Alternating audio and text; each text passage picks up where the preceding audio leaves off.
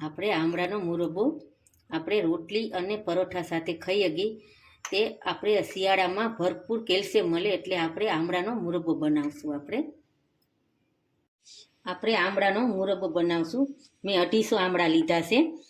એમાં આપણે સારા જોઈને લેવાના, જે ડાઘાવાળા હોય ને એ કાઢી નાખવાના. આપણે અલગ કરી અને સારી રીતે ધોઈ લૂસી અને બાફી નાખશું. આપણે ધોઈ નાખ્યા, ધોઈને મેં લૂસી નાખ્યા. અહીંયા મેં ગેસ ચાલુ કરી દીધો છે એટલે આપણે હવે આમળા આપણે બાફી નાખશું. આપણે ઝાઝા નહીં બાફવાના, 10 મિનિટથી 15 મિનિટ આપણે રાખશું. આપણે બહુ નથી બાફવાના. આપણે એને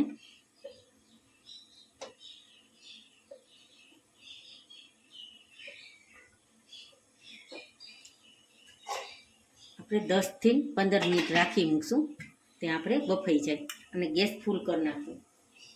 હવે આપણે જોઈ લઈ, આપણે બફાઈ ગયા, કલર ચેન્જ થઈ ગયો, બફાઈ ગયા એટલે આપણે ગેસ બંધ કરી દઈશું. થોડીક વાર ઠંડા થવા દઈશું.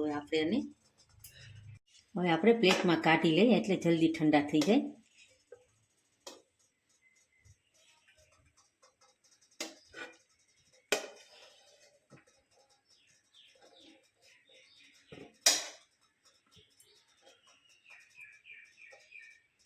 કાઢી પ્લેટમાંથી બહાર કાઢી લઈને તો આપણે જલ્દી ઠંડા થઈ જાય. અને અંદર રાખતું ને તે ગરમના હિસાબે જલ્દી ઠંડા નહીં થાય. હવે 5 થી 10 મિનિટ આપણે ઠંડા થવા દઈશું.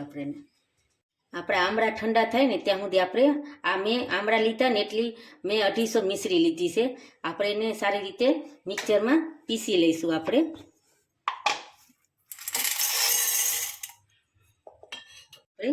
મિશ્રીને દળી નાખી ઝીણી એવી.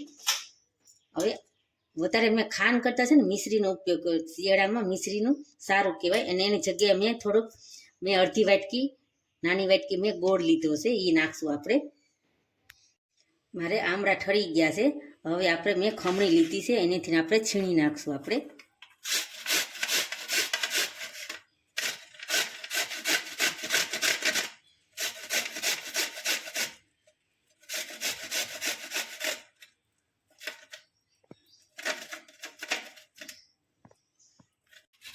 હવે આ બધા આવી રીતે આપણે છીણી નાખવાના.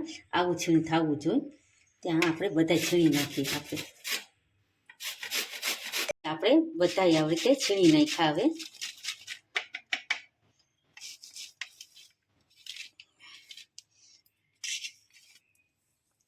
આ રીતે આપણે છીણી નાખવાનું. હવે આપણે કઢાઈ મૂકશું. હવે આપણે આ છીણી ગયું. હવે આપણે એની લેયર બનાવશું. પહેલાં આપણે આમળાનું છીણ નાખશું.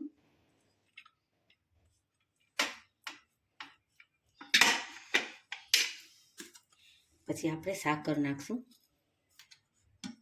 એટલે સારી રીતે ઉપર નીચે કરીને તો બે લેયર તો આમળામાં મિક્સ થઈ જાય સરખું. પાછું આમળા નાખશું. આપણે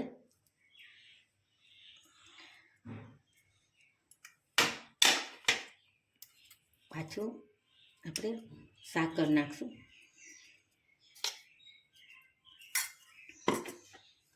હવે આ બધું નાખી દઈશું આપણે એની ઉપર. અને પાછું હરખું પાથરી દઈશું આપણે સારી રીતે. અને સાકર મિશ્રી આપણે ઝીણી દળી છે એ નાખી દઈશું. એટલે ઉપર નીચે છે ને આમળામાં બધું મિશ્રી ચડી જાય. આપણે અને આ ગોળ લીધો છે ને અડધી વાટકી, એની ઉપર નાખી દઈશું. આપણે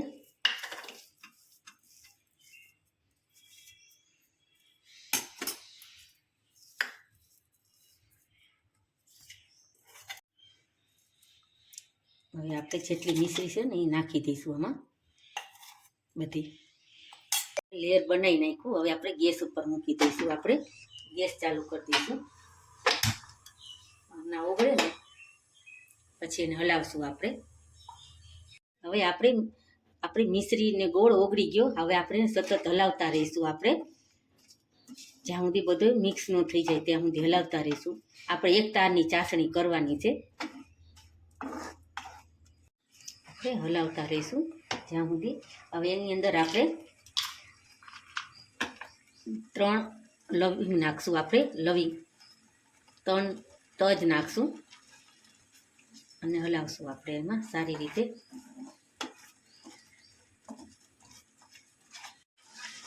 હવે આપણે હજી થોડીક વાર રાખશું આપણે.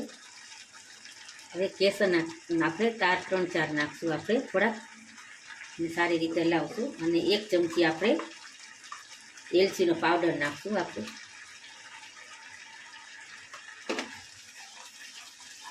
હવે આપણે ચેક કરી લઈ તાર. હજી અડધો તાર થયો છે, 1 તારની થવા દેવાની હજી. સારી રીતે હલાવશું આપણે. 1 તાર બાફ્યું હતું ને એટલે આપણે એટલી વાર આપણે કૂક નથી કરવાનું. એટલે આમ જે ચાસણી આપણે એવી રાખવાની કે જ્યાં સુધી આપણે ઘટ 1 તારની કરવાની છે આપણે. અડધી તારની થાય છે, હજી થોડીક વાર રહેવા દઈશું. હવે આપણે ચેક કરી લઈ. 1 તારની ચાસણી થઈ ગઈ. હવે આપણે ગેસ બંધ કરી દઈશું. એટલે આપણે મુરબ્બો તૈયાર થઈ ગયો. ઠંડો થવા દઈશું, પછી સર્વ કરશું આપણે. મેં બહેણી છે ને તડકે મૂકીને ધોઈ અને કોરી કરી નાખી છે. અને હવે આપણે સર્વ કરશું.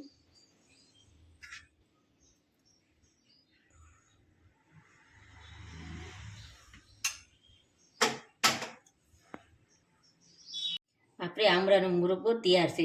તમને મારો વિડીયો કેવો લાગ્યો તો લાઈક કરજો, શેર કરજો, સબસ્ક્રાઈબ કરજો.